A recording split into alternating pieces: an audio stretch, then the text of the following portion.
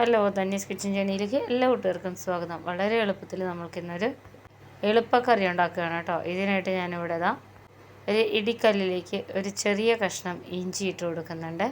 ഇത്രയും മതിയാവും. അതുപോലെ തന്നെ എരിവിനായിട്ട് ഒരു 3 പച്ചമുളകും. ഇനി ഇതിലേക്ക് ചെറിയ ജീരകം, ക്യൂമിൻ സീഡ് 1 സ്പൂണോളം ഇട്ട് കൊടുക്കുന്നുണ്ട് കേട്ടോ. ഇനി നമ്മൾ കടുകാണ് ഇട്ട് കൊടുക്കുന്നത്. 1 സ്പൂണോളം കടുകും കൂടെ ചേർത്ത് കൊടുത്ത് നന്നായിട്ട് ഇതിനെ ഒന്ന് ചതച്ചെടുക്കണം. നമ്മൾ പുറത്തൊക്കെ പോയി വന്ന് വളരെ എളുപ്പത്തിൽ നമുക്ക് ഉണ്ടാക്കിയെടുക്കാം കേട്ടോ. ചോറിന് കറിയൊന്നും ഇല്ലാത്ത സമയത്ത് പെട്ടെന്ന് ഉണ്ടാക്കിയെടുക്കാവുന്നതാണ്. അപ്പോൾ ഇതെല്ലാം കൂടെ നന്നായിട്ടൊന്ന് ചതച്ചെടുക്കണം കേട്ടോ.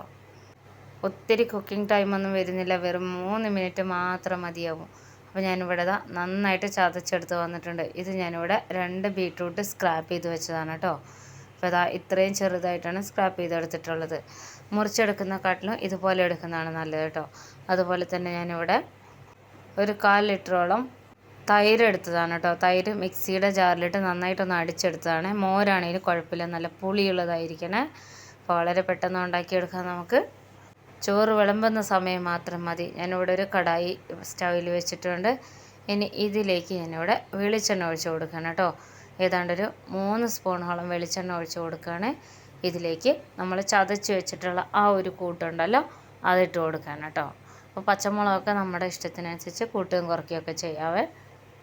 നന്നായിട്ടൊന്ന് വഴറ്റിയെടുക്കണം ഈ ഒരു രീതിയിൽ കേട്ടോ. നന്നായിട്ടൊന്ന് വഴറ്റിയെടുക്കണം.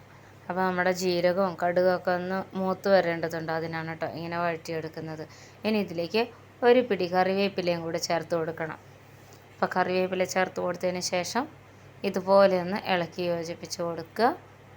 നമ്മളിതിൽ ഒട്ടും മസാലകളൊന്നും ചേർത്ത് കൊടുക്കുന്നില്ല കേട്ടോ. ഇനി നമ്മൾ ഗ്രേറ്റ് ചെയ്ത് വെച്ചിട്ടുള്ള ബീട്രൂട്ട് ഇതിലേക്ക് ഇട്ട് കൊടുക്കുകയാണ് കേട്ടോ.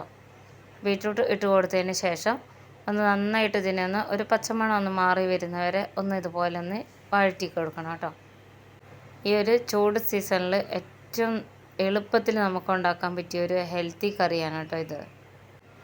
അപ്പോൾ നന്നായിട്ട് ഇളക്കി യോജിപ്പിച്ച് കൊടുത്തതിന് ശേഷം 1 സ്പൂണോളം ഉപ്പും കൂടെ നമുക്കിതിൽ ചേർത്ത് കൊടുക്കാം. ഉപ്പ് ചേർത്ത് കൊടുത്തു. ഇനി ഇത്രയും മതിയാവും കേട്ടോ. ഇനി ഇതിൽ കൂടുതൽ കുക്കിംഗ് ടൈം ഒന്നും തന്നെ ഇല്ല. ഏതാണ്ട് കറി ഇവിടെ ഓൾമോസ്റ്റ് റെഡി ആവാനായിട്ടുണ്ട് കേട്ടോ. ഇനി നമ്മളിത് നന്നായിട്ടൊന്ന് വഴന്നതിന് ശേഷം നമ്മൾ നേരത്തെ എടുത്തു വെച്ചിട്ടുള്ള തൈരുണ്ടല്ലോ, ഈ തൈര് തീ വളരെ കുറച്ച് വെച്ചതിന് ശേഷം ഇതിലേക്ക് ഒഴിച്ചു കൊടുക്കണം. നമ്മളിതിൽ തേങ്ങയൊന്നും അരച്ച് ചേർക്കുന്നില്ല കേട്ടോ. നല്ല രുചിയുള്ളൊരു കറിയാണ്. ഇനി നന്നായിട്ട് ഇതിനെ ഇളക്കി യോജിപ്പിച്ച് കൊടുക്കണം. ഇത്രയേ വേണ്ടുള്ളൂ. നമുക്ക് വളരെ എളുപ്പത്തിൽ ഉണ്ടാക്കിയെടുക്കാവുന്ന ഒരു നല്ലൊരു കറിയാണ് കേട്ടോ. മസാലകളൊന്നും തന്നെ ഇല്ലാതെ, അധികം കുക്കിംഗ് ടൈമൊന്നും ഇല്ലാതെ നമുക്ക് വളരെ സിമ്പിളായിട്ട് ഉണ്ടാക്കിയെടുക്കാൻ പറ്റിയൊരു കറിയാണ് കേട്ടോ. അപ്പോൾ എല്ലാവരും ഉണ്ടാക്കി നോക്കണം. ഇത്രയേ ഉള്ളൂ. വളരെ എളുപ്പത്തിൽ ഉണ്ടാക്കാൻ പറ്റുന്ന ഒരു ബീട്രൂട്ട് കറിയാണ് കേട്ടോ, തേങ്ങയൊന്നും അരയ്ക്കാതെ. അപ്പോൾ എല്ലാവരും ഉണ്ടാക്കി നോക്കി അഭിപ്രായങ്ങളൊക്കെ അറിയിക്കണേ. ഇഷ്ടമായി കഴിഞ്ഞാൽ ഫ്രണ്ട്സിനൊക്കെ ഒന്ന് ഷെയർ ചെയ്ത് കൊടുക്കണേ.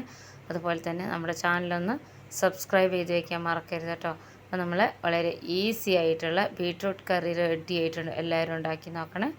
ഇതുപോലെയുള്ള ഈസി റെസിപ്പീസുമായിട്ട് അടുത്ത വീഡിയോയിൽ